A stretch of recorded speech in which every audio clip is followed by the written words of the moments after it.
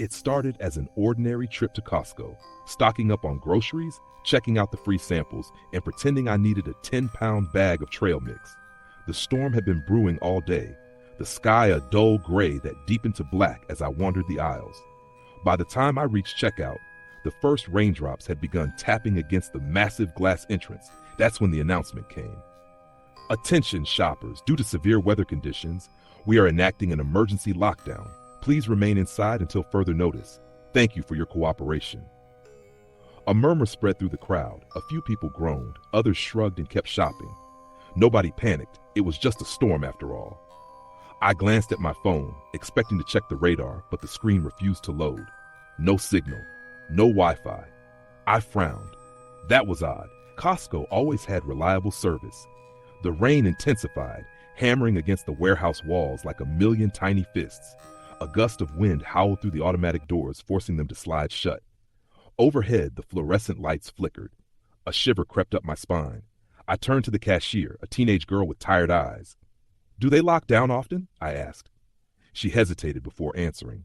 "Not really. Only during extreme weather. Tornado warnings, stuff like that." I looked around. People were still moving through the aisles, but there was an uneasiness in the air now. The kind of silence that creeps in when something isn't right. I pushed my cart toward the food court, deciding to wait things out with a slice of pizza. A few other customers had the same idea. A man in a business suit scrolled through his dead phone, shaking his head. A mother tried to entertain her restless kids with a bag of popcorn. Then the lights went out. Total darkness swallowed the store. A collective gasp rippled through the shoppers. The emergency lights kicked on a second later, casting everything in an eerie red glow. The usual hum of refrigerators and checkout scanners was gone. The silence felt wrong. What just happened?" someone muttered. A voice came from the front of the store. "Power outage," one of the employees called. "Everyone just stay calm." But something was off. The air smelled different. Not just the scent of bulk-sized detergent and rotisserie chicken, something metallic, blood. I wasn't the only one who noticed. A man in a raincoat sniffed the air and frowned.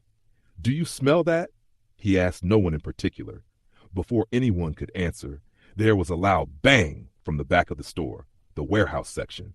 A few people turned toward the noise. No one moved. My hammered in my chest. Another bang, louder this time. Then something moved in the shadows. The sound echoed through the cavernous store, sending a ripple of unease through the gathered shoppers. I turned toward the back, where towering shelves loomed in the dim emergency lighting. Something had shifted in the shadows. Something big. "Maybe a shelf fell," a man near me suggested, but his voice lacked conviction. A woman holding a toddler clutched him closer to her chest. Shouldn't someone check?" she whispered. Nobody volunteered. Then the store manager, a burly man with a Costco vest that read Paul, clapped his hands to get our attention. "All right, everyone, stay calm," he said, though his own voice wavered. "We've got protocols for this. It's just a storm, and we've probably got a generator kicking in soon. I'll go take a look." Paul turned to a younger employee, a stock boy no older than 19. "Evan, come with me." Evan hesitated, clearly terrified, but followed Paul toward the warehouse section. They disappeared behind the tall shelves, leaving us standing in the eerie red glow of the emergency lights. Minutes passed. Nobody spoke. Somewhere in the distance, something shifted again. Then a scream. Not just any scream, a wet scream. The kind you hear in horror movies, high-pitched, strangled, then suddenly cut off. People gasped. A woman clasped her hands over her mouth. Then silence. "Paul?" someone called out. "Evan?" No answer. A nervous chuckle came from the man in the business suit. This is some kind of joke, right? They're messing with us." No one laughed. Another sound. This time, footsteps, but not the quick, scrambling kind of someone running. These were slow, deliberate, and heavy, and they were coming closer. A flashlight clicked on. One of the employees had found a battery-powered one behind the counter. The beam cut through the dark, illuminating the end of the aisle. Paul was standing there, but something was wrong. His back was to us, his Costco vest slightly torn. He wasn't moving, just standing. "Paul?" the cashier girl called out. "Are you okay?" He turned. The second the light hit his face, someone screamed. His eyes were wrong, milky white, like they'd been drained of color. His mouth hung open slightly, and a trickle of dark liquid dribbled from his lips. His vest and shirt were soaked with something deep red. Blood. But the worst part, he smiled. Not the reassuring smile of a manager calming down a crowd. This was something else. Too wide, too unnatural, too knowing. Then he took a step forward, and we all took a step back. Paul took another step forward, his movement stiff, unnatural, like a puppet on tangled strings. The dim emergency lighting cast long, jagged shadows across his face, making his too-wide smile look even more wrong. Nobody spoke, nobody breathed. Then the smell hit us, thick, metallic, rotting. It rolled off him in waves, making my stomach churn. The blood on his shirt, on his hands, was still wet. "Paul?" the cashier girl whispered again, but she didn't move. None of us did. Then Paul twitched. His neck jerked at an impossible angle, like something inside him had snapped. A wet, gurgling sound escaped his throat. That was enough for the mother with the toddler. She turned and bolted, sprinting toward the front doors. The rest of us followed. The automatic doors didn't open. She slammed into them, slapping the glass with her free hand. "No, no, no, no!" A man in a raincoat reached past her and jammed his fingers between the doors, trying to pry them open. "They're locked! Jammed!" The emergency lights flickered. The air suddenly felt thick, pressing in on us. And then, click, click, click. The sound came from above. I tilted my head up just in time to see something move in the rafters. A shape, long, too long, spindly limbs that bent in unnatural places. It clung to the metal beams, shifting in the dim light. Watching. I wasn't the only one who saw it. A young man in a hoodie stumbled backward, pointing. "Up, up there!" The thing in the rafters moved fast, a blur of limbs and shadows, launching itself from beam to beam. The sound it made, chittering, clicking, like something with too many teeth. Someone screamed. Paul lurched forward. The businessman shoved a shelf of bulk cereal toward him, sending massive bags of Cheerios cascading to the floor. Paul barely reacted. He just kept coming, stepping over the bags, his head tilting too far to one side. Then Evan stepped out from behind a shelf. At least, I think it was Evan. His face was pale, too pale, and his lips were moving, whispering something we couldn't hear. His fingers twitched, like they were struggling against something unseen. "Evan?" the cashier girl whimpered. His eyes snapped to her. He moved too quickly, too suddenly. One moment he was several feet away. The next, he was right in front of her. Her scream died in her throat. Then the lights went out completely, and the things began moving in the dark. Darkness swallowed everything. For a moment, all I could hear was breathing, my own ragged and panicked, mixed with the gasps and whimpers of the others around me. Then came the clicking. Everywhere. Not just from the rafters anymore. It was coming from the aisles, the far corners of the warehouse, behind the shelves of bulk goods. Surrounding us. Someone fumbled with their phone, trying to turn on a flashlight. A dim glow flickered, barely illuminating a few feet ahead, just enough to reveal movement. Paul and Evan were closer now. Their bodies twitched in unnatural spasms, their faces frozen in that awful, too-wide grin. But they weren't alone. More figures stood in the gloom, emerging from between the towering shelves. Shoppers, employees, but they were wrong. Their eyes were pale, mouths moving in eerie, silent whispers. Their heads jerked at odd angles, bodies contorted in ways that no human should be able to stand. "Oh my God," someone whispered. The man in the raincoat bolted. He didn't wait, just turned and ran toward the back of the store, toward the warehouse section. Bad idea. The moment he moved, the whispering stopped, then screeching. Not human, not animal, something inhuman, a high-pitched shriek that came from all directions. The things lunged. I grabbed the cashier girl's wrist and ran. Others scattered, tripping over carts, knocking over shelves. The warehouse became a maze of moving shadows and desperate screams. I didn't look back. I couldn't. I ran blindly past pallets of oversized snack packs, past rows of industrial freezers. A woman near me screamed, a wet, choking scream that ended too suddenly. Then I heard it, the dragging sound. I glanced back. The man in the raincoat was gone. Something was pulling his limp body into the dark space beneath a collapsed shelf. Long, clawed fingers wrapped around his ankles, yanking him into the abyss. I turned a corner and slammed into a set of double doors. The back storage room. I shoved them open, dragging the cashier girl inside. We weren't alone. A handful of others had made it back here. The businessman, the mother with the toddler, a teenage girl clutching a metal flashlight like a weapon. The doors swung shut behind us. Then, silence. The clicking, the whispering, the skittering in the dark, all stopped.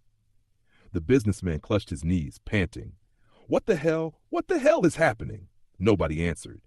Then the teenage girl pointed to something in the dim glow of the emergency light. I followed her gaze, and my stomach dropped. On the wall, written in something dark and smeared, were 3 words. Don't look up. Then something scratched at the doors. The scratching at the doors grew louder. Not just one set of claws, but many, skittering, dragging, tapping in rapid succession. Something hungry was on the other side. We stood frozen, barely daring to breathe. Then the mother with the toddler let out a small, terrified gasp. The teenage girl whirled on her. Shut him up, she hissed, pointing at the whimpering child. The mother clamped a trembling hand over her son's mouth, her eyes wide with panic. But it was too late. The scratching stopped, and something sniffed at the crack beneath the doors. I took a step back. The businessman gripped a broken mop handle like a spear. The emergency light flickered overhead.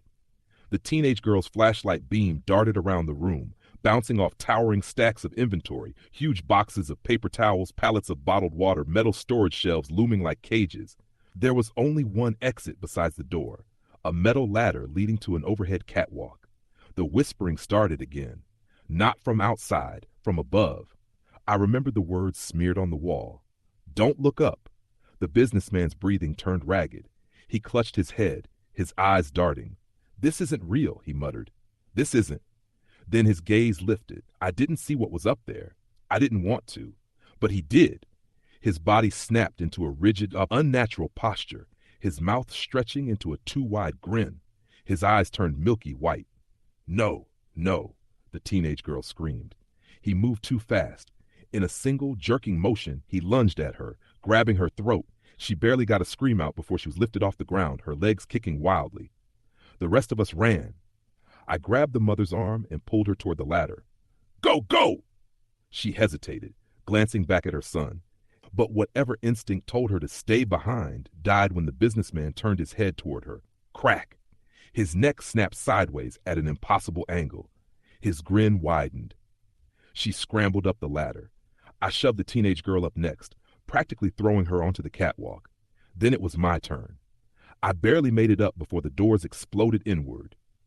Paul, Evan, and others. The whispering filled the room. Bodies twitched and lurched forward, grinning. Their eyes were all white now.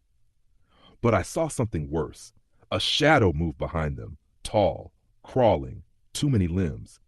It moved like liquid darkness, folding in on itself, stretching, bending, watching. We ran. The catwalk shook beneath us. A single narrow bridge over the warehouse floor, leading to a maintenance door, if we could get through it. The teenage girl reached it first. She yanked on the handle. It's locked! It's locked! Below, the whispering stopped. I risked a glance down. The people, the things that used to be people, stood perfectly still, staring up at us. Then they smiled. The creature in the dark rose up behind them. Its face, if it had a face, was a void, shifting, pulsing, empty. I felt something pulling at my mind, something crawling behind my eyes, the same thing that got the others. No, I gasped, clutching my head. Don't look at it. Don't let it in. The mother screamed. It was climbing after us. I grabbed the flashlight from the teenage girl's shaking hands and swung it downward. For the first time, the thing reacted. The light burned it. Its shadowy form recoiled, writhing, limbs twisting away from the beam. The whispering turned to a shriek. Flashlights! Light anything! I shouted. The teenage girl pulled out her phone, its screen barely glowing. The mother did the same. The creature hissed. The grinning, whispering bodies below shuddered. I turned back to the maintenance door. There, a keycard reader. The teenage girl noticed it too. Her eyes widened. She stammered. I grabbed Paul's badge. She yanked it from her pocket. Hands shaking, she swiped it. A beep. The lock clicked open. We stumbled through just as the catwalk shook violently. something slamming into it from below. The door slammed shut behind us, and the whispering stopped. We didn't stop running until we reached a fire exit. The storm was still raging outside, the power was still out, but we didn't care. We ran, and we didn't look back. The next morning, the news reported a gas leak at Costco, a hallucination event, they called it. Mass panic, tragic accident, a dozen missing persons.